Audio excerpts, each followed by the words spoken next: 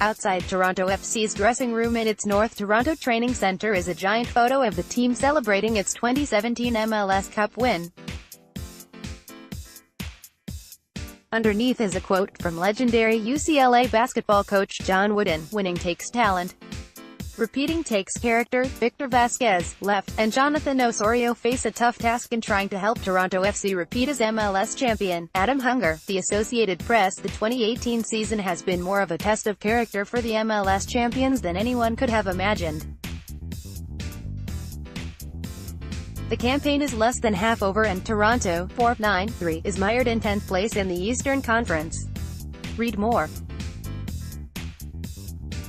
Toronto FC's struggles continue with loss to Red Bulls. Article continued. Bello: "Ugly goal by New York City FC looked bad on Toronto FC. Toronto FC players shut out of MLS All-Star vote. The schedule is not helping."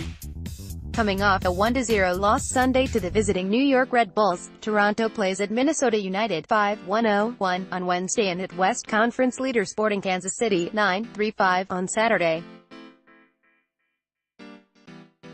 Away games at Orlando, Ottawa, the first leg of the Canadian Championship semi-final, and Chicago follow. "We're not nearly as far away as a lot of other teams in a similar position are," said defender Eric Zavaleta.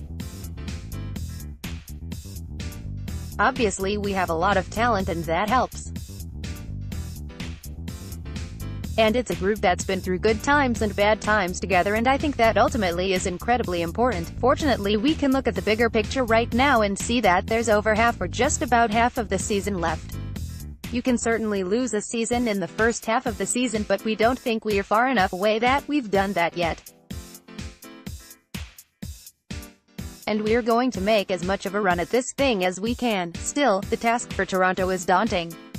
Article continued. Bello: "Over the past 6 seasons, the last playoff team in the East has averaged 48.7 points over 34 games. Toronto is currently at 15 points, a 0.94 average, and would have to average 1.87 points a game the rest of the season to get there. Only Atlanta, 2.06, New York Red Bulls and Dallas, both 2.0, and Sporting Kansas City and LAFC, both 1.88, are playing at such a clip. Even if fewer points are needed to get into the playoffs this season, TFC has to change gears quickly. There's no way around any game. They're all important now," said Canadian midfielder Jonathan Osorio, one of the team's bright spots. "We all understand that the margin for error is getting smaller and smaller with each game that passes and we don't get the result that we need to get out of the game," said coach Greg Vanney. "It's not just TFC that is struggling. MLS Cup runner-up Seattle 3-9-3 sits in 11th position in the West on 12 points. A grueling CONCACAF Champions League campaign and injury-ravaged roster have taken their toll on Toronto. Those who were fit were played into the ground, witness Brazil's Oro. Some came back from the training room only to break down again. Zavaleta, for example, has had to deal with a calf issue in the preseason, his quad in the Champions League and groin most recently. As the season nears its midway point, the Toronto picture remains slightly out of focus. The team is showing signs of playing better but is making costly mistakes. The giveaway that led to the winning goal in a 2-1 loss to New York City FC and the fumbled Alex Spano save in the loss to the Red Bulls. Vanney says TFC has been creating chances but not finishing enough of them. And mistakes and bad spots have turned into goals at the other end. Really, from all statistical categories, we had no business losing the last game against the Red Bulls, and we still managed to find a way," Vanney said. "That's the hump we have to get over. The loss of Josie Altidore, foot surgery, and the recent absence of playmaker Victor Vasquez have put the offensive onus on Sebastian Giovinco, who is creating goals, 7 assists but not scoring as many, 3, as in the past. Tosaint Rickett's lack of a preseason due to injury has slowed the backup Canadian striker's progress. Other injuries perhaps have gone unreported. Captain Michael Bradley, who normally makes the Energizer Bunny look sluggish, was on the treatment table for some time after the Red Bulls loss.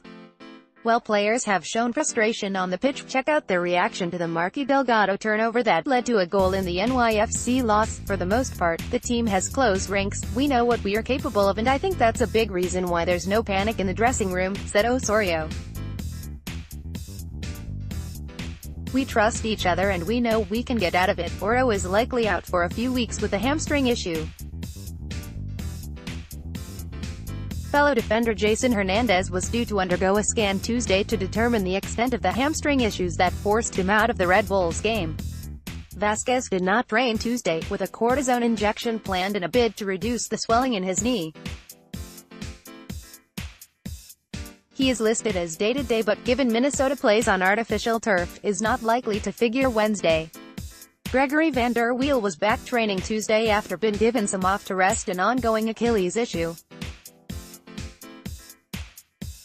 And fellow defender Chris Mavinga, hamstring, also was working out, albeit by himself. The hope is Mavinga will be ready for something come the July 14 Orlando game.